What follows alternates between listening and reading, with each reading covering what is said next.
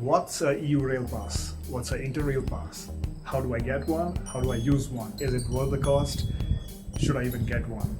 Are these some of the questions you have? Well, I have the same. And in this video, I'm going to talk about it and some other stuff that's going to help you maximize the use of your Eurail Pass. Hello friends, hope you guys are doing good. To begin with, let me just say that I've been using the Eurail Pass for the last few years, and I am particularly a fan of it because I think it really goes well along with the kind of travel style that I do.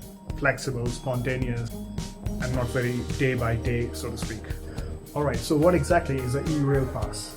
Well, it's a travel document which, depending on your pass, which is going to let you travel in a specific number of countries for a specific number of days. So basically there are three types of passes. What kind of travel you're allowed will depend on the pass that you select. The first one is called a country pass. So as the name suggests, it can make you, or it will let you travel in one country for a specific number of days that you select. The second one is a multi-country pass, where you can go to 2, 3 or 4 countries, but they should all be neighbors, as in the countries. The third one is the global pass. It's the one I use most of the times. It's valid, some say that it's valid all over Europe, but it's not. It's valid only in 28 countries, which are all participating in the Eurail Pass program. Again, with the global pass, you can go to any of these 28 countries for a specific number of days that you've selected and be flexible. Now, the global pass doesn't work in the UK. So when you're in UK, you should either take a pass that is specific for the UK or use the local transport from UK. One very important thing to remember about this pass is that unlike a normal travel air ticket, like an airplane ticket or a train ticket, you just book it online and then you're like set to go. But in a global pass, you have to book it and they gotta post it to you. So you have to plan this in a way that you're gonna do this and allow sufficient time for the postage to arrive at your place.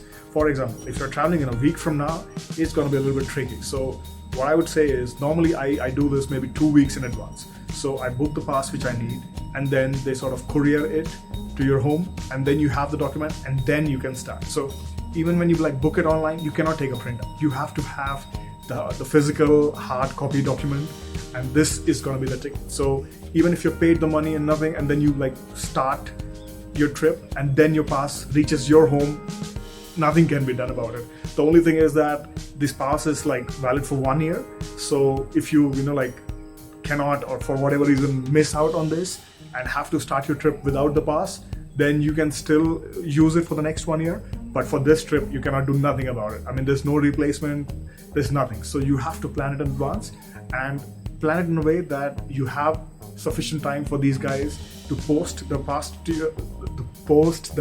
to you at your place, so that you have it during your travel. Guys, one thing I would definitely, like from my own experience, I would say the Eurail has an offline app. You don't need internet to use it. You should download this. You should have it. It was such a time saver, and it would it just made my life so much easier, because when I was on the go, I would just check, on the app, what time is the next train, what is the connection. And it just I did not really need the internet for anything, especially while traveling abroad. I'm from India, and when I'm in Europe, I don't really have a EU plan which gets me roaming data free or something. So if I'm using internet, it's either by Wi-Fi or like a hotspot, or if I'm in a restaurant. So having this offline app was definitely very, very useful for me. And the app is very easy to use. It gives you all the connections, it gives you all the train numbers, the train timings, and for those, for like me, I'm a budget traveler, so I would always look for these trains without reservation. And there's a check, where you can select show me the trains without any train reservation and train reservation requirement, and it would only show you those trains. So of course, some places like France, Italy, you need to reserve a seat for certain trains, but then in some places like Germany, it is possible that you can just travel around in the regional trains without a reservation and you're set. So the app is definitely a must that you must have. And besides the train connections, the pass also gives you the add-on benefits, like you can find out about the lounges and so many other things. So having the app, an offline app is a must, so you must get it.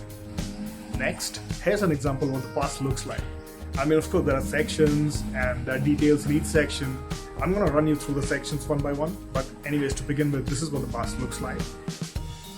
Alright, let's begin. Section 1. Okay, so now you have the pass and you have reached Europe. What to do next?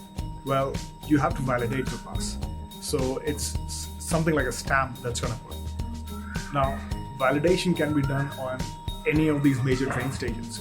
There are dedicated specific booths and offices. There are offices. You just go there, you present your pass and a photo ID, and the officer there checks, and that's it. Your pass is validated, and you can, then you are free to travel using the pass. If you see the image, you'll see that here I got a 15-day continuous pass, valid from the 26th of the month to the 9th of the next month. Also, if you see, there's a Deutsche Bahn stamp dated on the 25th of the month. So what this means is that I was beginning my trip from Germany, and I was there one day in advance at the verification center, where they checked my documents and put a stamp. Once stamped, then I was ready to travel from the next day. So basically, you must remember that you must get this stamp before you start your travel. Because without this stamp, no matter how expensive the pass has been, how much you've planned for the entire trip, how many bookings you've done, without the stamp, the pass is just a piece of paper. And when there's a ticket control, he's going to look for it. If there's no validation, two things can happen. One, he's in a good mood and he'll say, okay, I see you didn't know. I'm going to verify it right now or validate it right now for you. So he's going to do that, but it's going to cost 100 euros. That is if he's in a good mood. The second one is that he's in a bad mood. And then he's going to be very specific procedure-wise. As the procedure, without a validated global pass or validated pass, it's just a piece of paper. So he's going to look at it, he'll just say, oh sorry, it's not valid. Now you must get off at the next train station. Plus I'm going to fine you because you have been traveling in a train without a pass. So one of these two things happen. So definitely get your pass validated. That is step number 1. Without that, nothing moves forward. Get it done. Section 2, how to fill the pass or when to fill this pass. This is it. As you see on the screen, the pass comes with a template wherein you just enter the date, the exact time of departure of the transport in which you are in. I mean, it could be a bus, it could be a train, it could be a boat, for example, because the pass lets you travel in all of them. Along with that, you fill in the destination station. There's absolutely no need to book anything in advance when you have this pass. So what I used to do is have an approximate idea when is the train and what is the frequency of this train that I plan to take. That is, if it is in every 30 minutes or every 1 hour, etc. And then, depending on this departure time, I would just show up at the train station and take this train that I want. And once I was in the train, then I'll fill in the details in the pass as soon as I was seated. In the image, you will also see that the last column of the control is sometimes stamped and sometimes it isn't. Well, this is because the ticket control, that is the person who is checking your tickets, may or may not show up. But regardless, you have to make sure that you have entered the details of each journey or travel on the pass. Because if you really meet a strict ticket control, you can still be fine despite having a pass that has been verified and valid. Because they're just going to say that, you know what, you have all this, but you still haven't filled the details. So you still technically don't have a ticket. So be safe, fill it in advance. Just in case you run out of pages, the pass has more space for the entries on the last page as well. Alright, so the next important question would be, is it worth buying this pass? To be honest, I don't think it's the cheapest way to move around when you're in Europe. There are cheaper ways available, there are buses, there are BlaBlaCar, and there are other ways to travel from point A to point B, and having the Eurail Pass is not the cheapest way to move around. But then, having the Eurail Pass gives you the flexibility which is unmatched. So if you are the kind of person who plans their travel well in advance, everything is planned day 1, day 2, day 10, day 15, all the accommodations is booked, everything is pre-booked, then you're better off taking a point A to point B individual travel. But for example, if you're like me, and if you go to a place and you're like, okay, I'm gonna spend 3 days here, but then you're like, wow, I really like this place, I want to spend 2 more days here. Or you're like, oh my god, I thought this is going to be a great place, but it doesn't really need 3 days, I can just wrap it up in 2 days, and then I want to leave today. So if you're that kind of a traveler, and then you want to go to the station and find a ticket right now, is going to be absolutely very expensive for you. So if you want this kind of flexibility, the pass is for you. If you are one of these persons who's very planned and I know exactly 3 days is what I need. I know exactly 3 days is what I need for this place, and 3 days is what I'm gonna have. So then you don't need the pass. You can save a lot of money by buying point A to point B tickets, and you really don't need the pass. But then, if you want the spontaneous, flexible option, the pass is for you. All right, some questions. Is the Eurail Pass and Interail Pass the same? Yes, they are the same. But if you're from the Europe, you will buy a Eurail Pass, and if you're from if you're in Europe, you're gonna buy an Interail Pass, and if you're from outside Europe, you're gonna get an Eurail Pass. Next, first class or second class, which one? Okay, this one, if you're more than 26 years old, you don't have an option. You have to get a first class ticket. But if you are less than 26, you can take a second class. What's the difference? First class is, as the name sounds, a little bit more comfortable, but second class is equally comfortable. As the name suggests, first class is slightly more premium. You have Wi-Fi in both the first class and second class as well. But in first class, you have the seats which are a little more comfortable and lounge-like. You have some coffee, etc. You can prepare it for yourself. Along with that, you have slightly less people in the first class because, again, it's expensive. So not everyone wants to buy that. I mean, if I was less than 26, I would definitely buy a second class and save that money and use it for some other way, rather than to have some comfortable seat. But then it is also really worth getting a first class because, first of all, you can be sure because it's not going to be crowded. So you're very sure that you're not only going to have a seat, sometimes you can lay down on a seat and sleep. So that is first. Second is, having a first class ticket gives you access to the lounges. Now, you may or may not want to use it, but then having the option that you can definitely go and use the lounge is always a plus. Now, what's a travel day? Well, this can be a little bit tricky, but just think about it like a calendar day.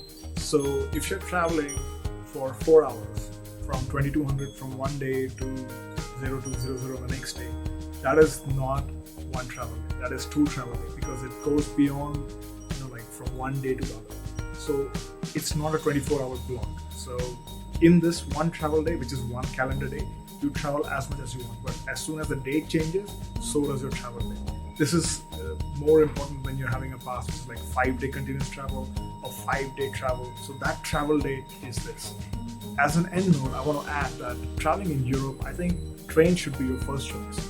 Not only are they very good quality and very fast, I believe the views that a train journey offers you cannot be matched by what a plane would offer you. Some clouds which are same all over the world, and what a bus. Bus is basically it's not the same. In a train, you just you put your bag in the overhead compartment, and then you just lounge in one of these seats, and it's really comfortable. In a bus, you're sort of cramped for space. In a flight, again, you're traveling to some far off place to the airport, then you board a flight, then you again go to, you land at the place where you're going, then again you go take a transport to the center of the city. In case of a train, you just start from the center. Usually the main train stations are all right in the center of the city. So you leave a town at the center, you go to another place, and you are at the center again. So, trains are my personal choice, and I always try to book a train when I'm going around. But then, of course, there are some budget bus operators and flights. So unless it's a really, really good deal, I always try to take a train because I really feel there's no match compared to traveling in a train versus traveling in a flight or a bus. Alright guys, I think I've covered most of the points here. Just in case you have a question, if I missed out something, post it as a comment and let's take it from there. Finally, if you like this video, give me a thumbs up and subscribe to my channel. I'll see you in the next one.